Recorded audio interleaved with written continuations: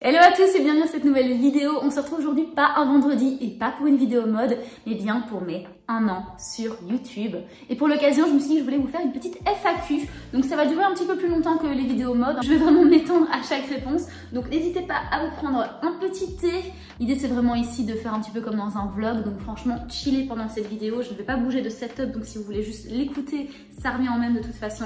On va juste papoter pendant quelques minutes pendant que je réponds aux questions que vous m'avez posées sur Instagram. En préparation de cette vidéo, je vous avais posté une petite box sur Insta en vous demandant du coup quelles questions vous aviez sur mes 1 an d'aventure sur YouTube, qui est pas vraiment beaucoup sur YouTube. Bon, en fait, avant de commencer la vidéo, comme d'habitude, je vous rappelle de vous abonner à la chaîne si c'est pas déjà fait. Il y aura un peu plus de vlogs sur la chaîne, j'ai un petit peu délaissé les vlogs ces derniers temps. Mais si c'est un contenu qui vous intéresse, je fais donc du contenu mode et du contenu vlog. Donc voilà, n'hésitez pas à vous abonner ici en dessous, c'est gratuit, ça me fait super plaisir. Si jamais c'est la première fois que vous tombez sur la chaîne, ou qu'en tout cas vous l'avez connue très récemment, je voulais vous faire un petit résumé du contenu qui est sur cette chaîne pendant ces 1 an. J'ai commencé donc en mi-octobre dernier avec des vlogs, parce qu'en fait j'étais à l'étranger. J'étais en Corée, ensuite on a été à Melbourne, à Tokyo. Et bon, il y a eu d'autres voyages depuis, mais bon bref, ça c'était aussi quelques vlogs. Mais en tout cas, ça a commencé avec uniquement des vlogs parce que j'étais à l'étranger et je savais que de toute façon, je voulais passer sur un contenu mode. Or, je voyais pas trop comment intégrer ça tant que j'étais à l'étranger. Par exemple, les choses taillaient pas nécessairement de manière européenne, donc je galérais pour trouver des vêtements à ma taille ou dans mon style. Et tout simplement, je pouvais pas faire tellement d'achats parce qu'on voyait avec une valise très petite. Vous savez, les valises taille Ryanair, du coup, c'était vraiment très petit et j'avais très peu de vêtements. Donc, je pouvais pas vraiment bouger sur un contenu mode, ça aurait pas été très intéressant pour moi parce que je pouvais pas développer grand chose, je pouvais pas faire de lookbook, ce genre de trucs quoi.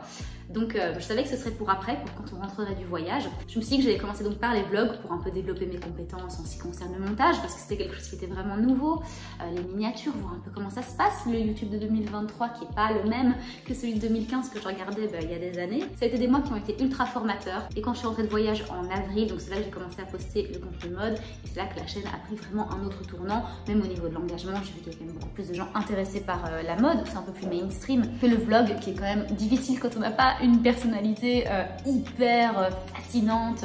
Moi j'ai une vie vraiment normale, donc j'ai pas vraiment de paillettes à lancer, j'ai juste une vie normale, de travailleuse normale. C'est à Londres, donc certes c'est pas en France, là quand même où j'ai la plupart de ma communauté. Donc la petite différence c'est quand même que j'habite à Londres, mais à part ça, il n'y a pas grand chose qui me différencie d'une autre vlogueuse et c'est compliqué de commencer par ça.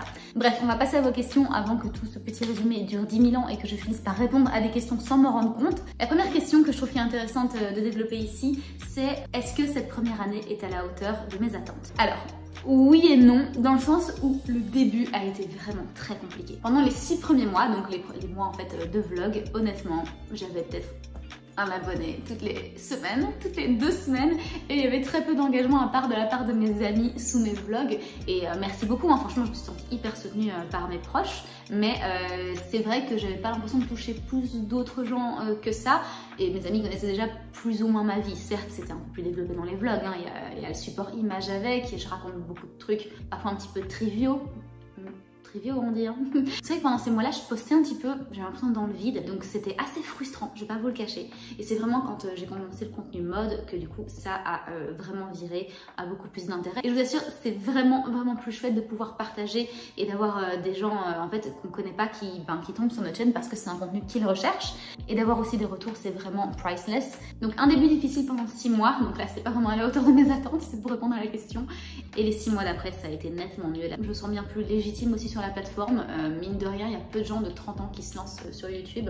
En général, on a quelques personnes plus âgées et je trouve ça très chouette. Mais c'est vrai qu'en général, ça reste quand même une plateforme qui est un peu plus pour les ados et débutants adultes au niveau du contenu qu'on voit. Hein. J'ai juste et du contenu qui est créé, il y en a beaucoup, mais c'est surtout par les influenceuses un peu legacy du style Enjoy Phoenix, Je ne suis pas jolie et tout, qui est totalement mon type de contenu. Mais il y a très peu, je trouve, de nouvelles personnes sur la plateforme pour ce contenu un petit peu de jeunes adultes, voire plus âgés. La deuxième question qui recoupe plus ou moins la première dans une certaine manière, c'est est-ce que tu as pensé à abandonner? Et non, je n'ai jamais pensé à abandonner. Le jour où j'ai posté ma première vidéo, j'avais maturé ça pendant très longtemps. Et quand je dis très longtemps, ça veut dire des années. Ça faisait des années que je voulais le faire.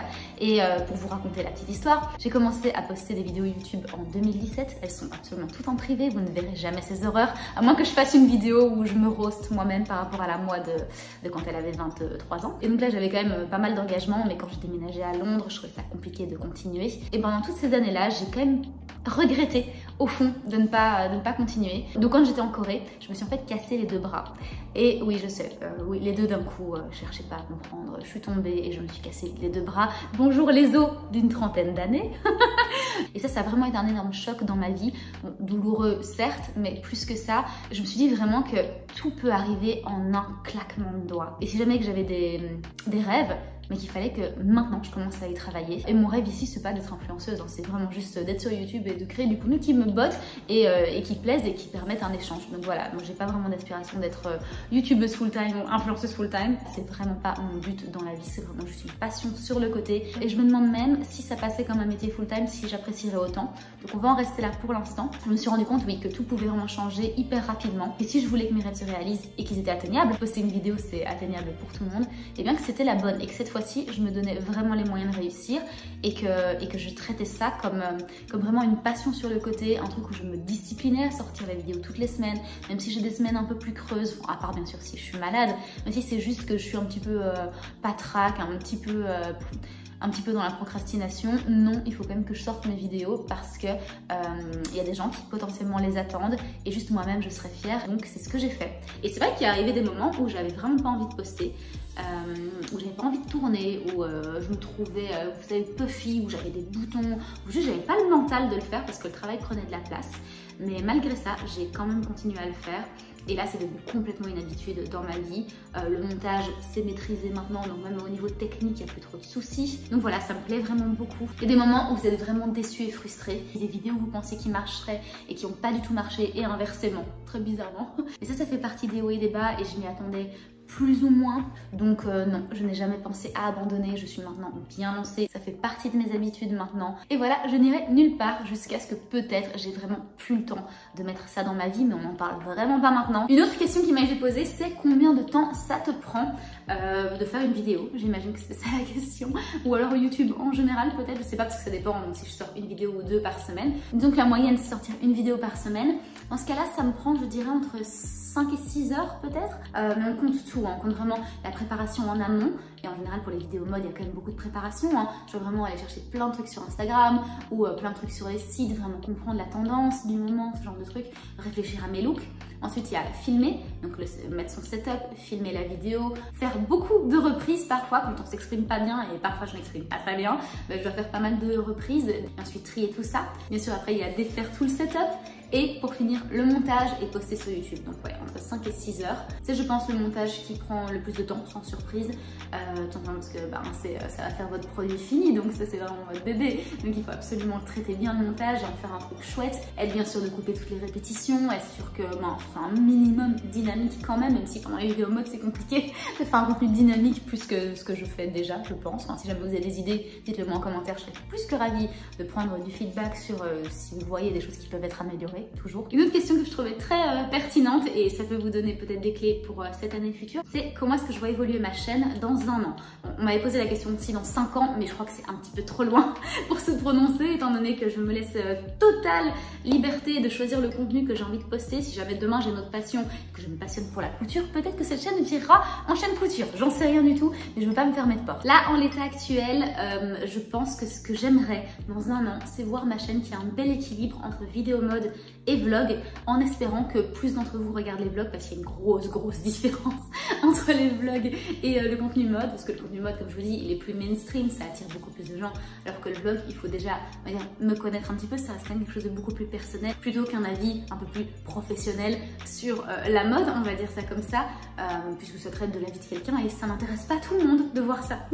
Donc voilà, dans un an, mon objectif personnel en tout cas, c'est de trouver un équilibre entre vidéo mode et vlog. Donc ce que j'aimerais mettre en place, c'est tous les vendredis vidéo mode, comme je fais déjà, et une fois toutes les 2 semaines, le lundi, c'est de faire du coup des bi-weekly vlogs. Bi-weekly, ça veut dire toutes les 2 semaines, ça veut pas dire 2 fois par semaine, ce que je pensais qu'il était le cas, c'est pas le cas. Donc si on dit qu'un mois c'est 4 semaines, ça fait 6 vidéos par mois, et je pense que c'est faisable, c'est juste qu'il faut que je m'organise. Et au niveau de ce que j'attends de YouTube dans un an, c'est que du coup il y ait un certain équilibre entre les vues de mes vidéos mode et mes vidéos vlog. Je n'ai pas dit bien sûr qu'un vlog ferait 2000, 3000 vues, ça me semble peut-être un petit peu optimiste pour dans un an, mais au moins que ce soit pas genre une fraction du nombre de vues des vidéos mode. Donc voilà, ça vous intéresse de voir les vlogs, franchement ça me ferait trop plaisir. C'est du contenu sur Londres du coup. Je sais que la plupart de ma communauté est en France, donc en espérant que Londres vous intéresse, ou alors peut-être que ça crée deux communautés. Une communauté qui regarde que les vidéos mode et une communauté qui est intéressée par Londres et qui vient juste regarder les vlogs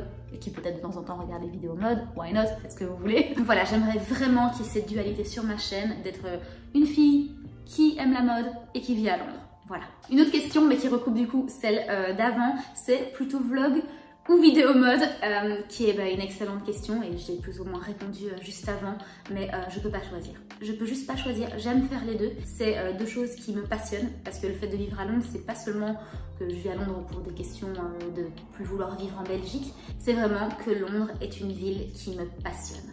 Je suis fan de cette ville. C'est vraiment très bizarre d'être fan d'une ville, mais vraiment, à chaque fois que je me balade dans la ville et que je prends d'autres petits chemins, parce que j'essaie de jamais prendre le même chemin pour un petit peu explorer, je suis à chaque fois émerveillée de ce sur quoi je tombe. C'est vraiment la ville de mon cœur. Je suis trop heureuse de pouvoir vivre ici. Et c'est pour ça que je veux partager ça absolument. Et ça me crée aussi des souvenirs, mine de rien. Quand je regarde mes vlogs, que ce soit la Corée, Melbourne, Tokyo, je trouve ça absolument incroyable d'avoir documenté ça. Parce que certes, les photos, ça vous crée des souvenirs. Ça, je ne veux pas dire le contraire. Et c'est comme ça que j'ai fonctionné pendant la plupart de mes années. Mais depuis que je fais des vlogs, c'est pas la même chose. Quand vous regardez un vlog, vous vous rappelez de tellement plus de choses que les photos. Ça ravive beaucoup plus de souvenirs, même si vous ne dites pas tout ce qui se passe en détail dans votre semaine, ça reste un journal de bord hyper complet qui vous remet dans les vibes de certains moments, qui vous fait relativiser beaucoup de choses. Ça fait prendre beaucoup de recul parce que souvent avec le temps on oublie, hein, je veux dire c'est normal, mais avoir comme ça des vlogs dans lesquels se replonger et se remettre dans la peau nous d'il y a quelques mois, franchement c'est assez incroyable comme expérience. Si jamais ça vous intéresse d'avoir ce genre de souvenirs, vous pouvez aussi monter vos propres vlogs et les garder sur votre ordinateur. Vous n'êtes pas obligé de les poster sur YouTube. Moi c'est parce que je voulais commencer YouTube et que je trouve ça cool de partager des trucs avec des gens que ça pourrait intéresser, mais vous pouvez très bien faire ça pour vous-même. Donc pour répondre à la question, je ne choisirai pas entre vidéo mode et vlog, je garde les deux sur ma chaîne et ça va faire un chouette équilibre je pense. Et voilà, c'est déjà la fin de cette vidéo, j'ai dû un peu trier les questions pour prendre les meilleures. Et aussi il y en avait pas mal qui se recoupaient les unes les autres. Mais voilà, je n'irai nulle part. Maintenant, je suis sur YouTube, j'y reste. Et merci beaucoup pour votre soutien, que ce soit de la part de mes amis qui au début m'ont vraiment bien soutenu. Et merci beaucoup pour ça. Et merci à tous les arrivants sur la chaîne que je ne connais pas nécessairement personnellement. Mais j'espère en tout cas que cette chaîne vous donne une plus-value, que vous aimez le contenu mode, en espérant que ça puisse vous inspirer un petit peu. Et les vlogs si vous aimez Londres, ou juste regarder des vlogs pendant que vous cuisinez. Pourquoi pas, moi c'est ce que je fais. Et voilà, j'espère en tout cas que vous trouvez votre compte sur cette chaîne. Si jamais vous avez du feedback à me donner, franchement n'hésitez pas en commentaire ou sur Insta en DM si jamais vous voulez pas m'exposer sur mes vidéos, n'hésitez pas à le faire, vraiment je suis preneuse de feedback, c'est comme ça qu'on grandit. Et voilà, je pense qu'on a papoté pendant assez longtemps, j'espère que cette vidéo vous aura plu, que ça aura répondu à vos questions. Si jamais vous avez loupé la story sur Insta, bon, déjà je vous conseille d'aller vous abonner à mon Insta parce qu'il y a parfois comme ça des Q&A et on parle franchement de tout et n'importe quoi, beaucoup de mode quand même principalement. Et donc oui, si vous avez des questions qui n'ont pas été posées dans cette FAQ, n'hésitez pas à le faire en commentaire ou encore une fois en DM sur Insta si vous voulez. Et on se revoit très vite pour une prochaine vidéo mode ou un vlog si ça vous dit.